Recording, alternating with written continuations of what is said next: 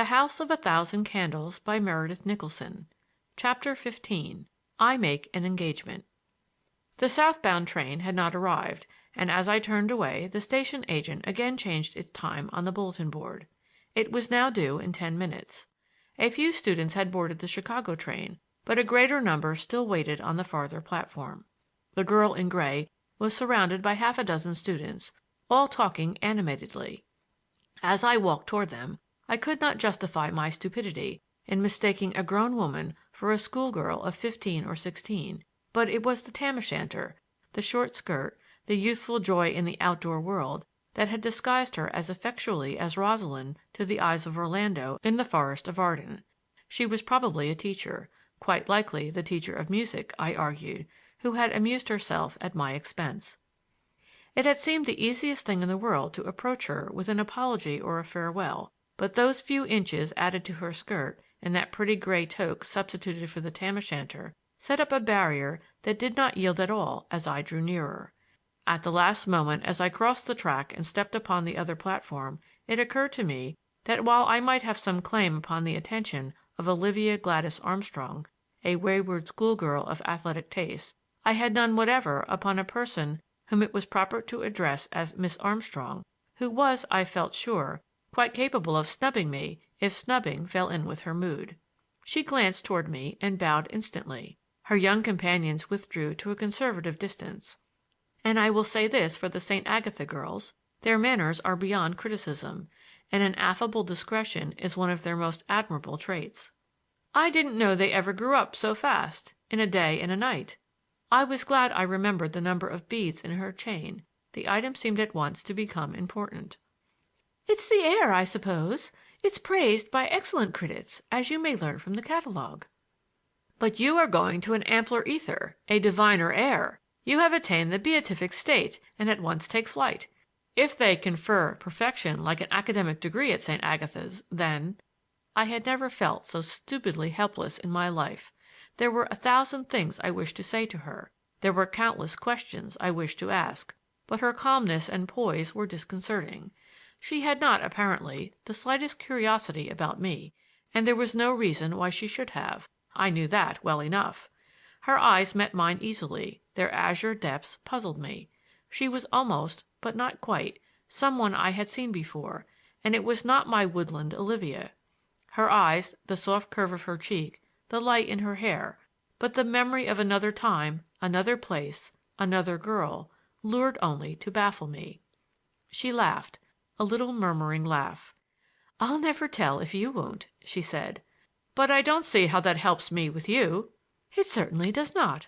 But it is a much more serious matter, Mr. Glenarm." "And the worst of it is that I haven't a single thing to say for myself. It wasn't the not knowing that was so utterly stupid." "Certainly not. It was talking, that ridiculous twaddle. It was trying to flirt with a silly schoolgirl. What will do for 15 is somewhat vacuous for—" She paused abruptly, colored, and laughed. "I am 27." "And I am just the usual age," she said. "Ages don't count, but time is important. There are many things I wish you'd tell me, you who hold the key of the gate of mystery." "Then you'll have to pick the lock." She laughed lightly.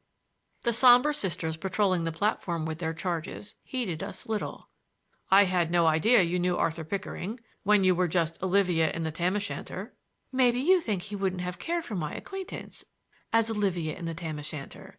Men are very queer." "But Arthur Pickering is an old friend of mine." "So he told me." "We were neighbors in our youth." "I believe I have heard him mention it." "And we did our prep school together, and then parted." "You tell exactly the same story, so it must be true. He went to college, and you went to Tech." "And you knew him?" I began, my curiosity thoroughly aroused. "Not at college, any more than I knew you at Tech." "The train's coming," I said earnestly, "and I wish you would tell me when I shall see you again." "Before we part forever?" There was a mischievous hint of the Olivia in short skirts in her tone. "Please don't suggest it. Our times have been strange and few. There was that first night when you called to me from the lake." "How impertinent! How dare you remember that?" "And there was that other encounter at the chapel porch. Neither you nor I had the slightest business there. I admit my own culpability." She colored again. "But you spoke as though you understood what you must have heard there. It is important for me to know. I have a right to know just what you meant by that warning." Real distress showed in her face for an instant. The agent and his helpers rushed the last baggage down the platform, and the rails hummed their warning of the approaching train. "I was eavesdropping on my own account," she said hurriedly, and with a note of finality. "I was there by intention, and—" There was another hint of the tam o' shanter in the mirth that seemed to bubble for a moment in her throat. "It's too bad you didn't see me, for I had on my prettiest gown, and the fog wasn't good for it. But you know as much of what was said there as I do. You are a man, and I have heard that you have had some experience in taking care of yourself, Mr. Glenarm." "To be sure. But there are times—" "Yes, there are times when the odds seem rather heavy. I have noticed that myself."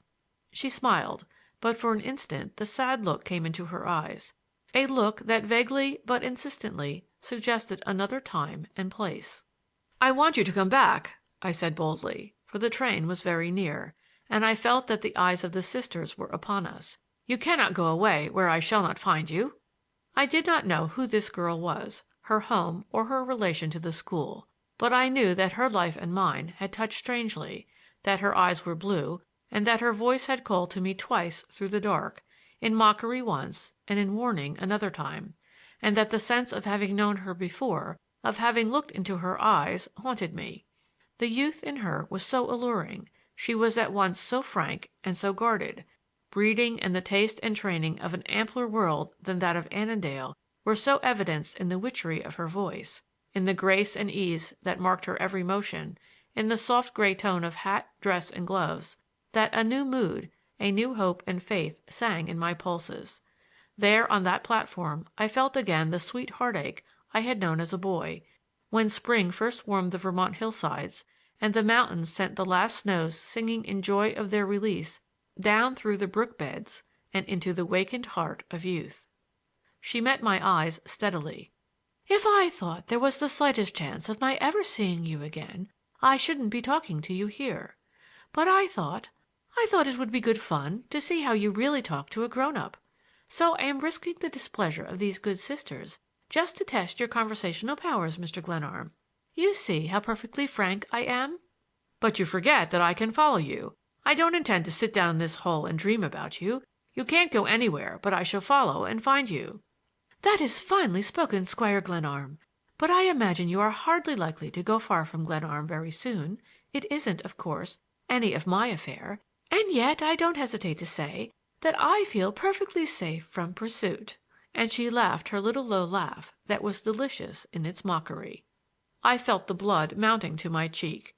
She knew then that I was virtually a prisoner at Glenarm, and for once in my life at least I was ashamed of my folly that had caused my grandfather to hold and check me from the grave, as he had never been able to control me in his life.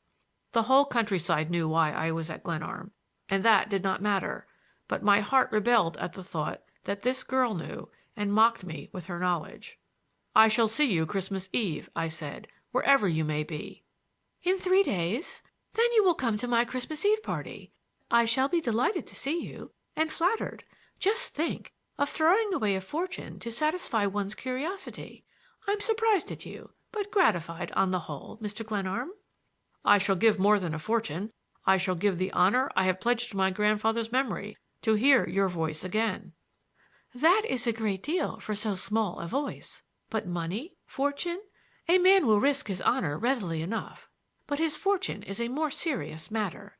I'm sorry we shall not meet again. It would be pleasant to discuss the subject further. It interests me particularly." "In 3 days I shall see you," I said. She was instantly grave. "No, please do not try. It would be a great mistake. And anyhow, you can hardly come to my party without being invited." "That matter is closed. Wherever you are on Christmas Eve I shall find you," I said, and felt my heart leap, knowing that I meant what I said. "Good-bye," she said, turning away. "I'm sorry I shan't ever chase rabbits at Glenarm any more." "Or paddle a canoe, or play wonderful celestial music on the organ." "Or be an eavesdropper, or hear pleasant words from the master of Glenarm." "But I don't know where you are going. You haven't told me anything. You are slipping out into the world." She did not hear or would not answer. She turned away, and was at once surrounded by a laughing throng that crowded about the train. Two brown-robed sisters stood like sentinels, one at either side, as she stepped into the car. I was conscious of a feeling that from the depths of their hoods they regarded me with unchristian disdain. Through the windows I could see the students fluttering to seats, and the girl in gray seemed to be marshaling them. The gray had appeared at a window for an instant, and a smiling face gladdened, I am sure, the guardians of the peace at St. Agatha's, for whom it was intended. The last trunk crashed into the baggage car. Every window framed for a moment a girl's face, and the train was gone. End of chapter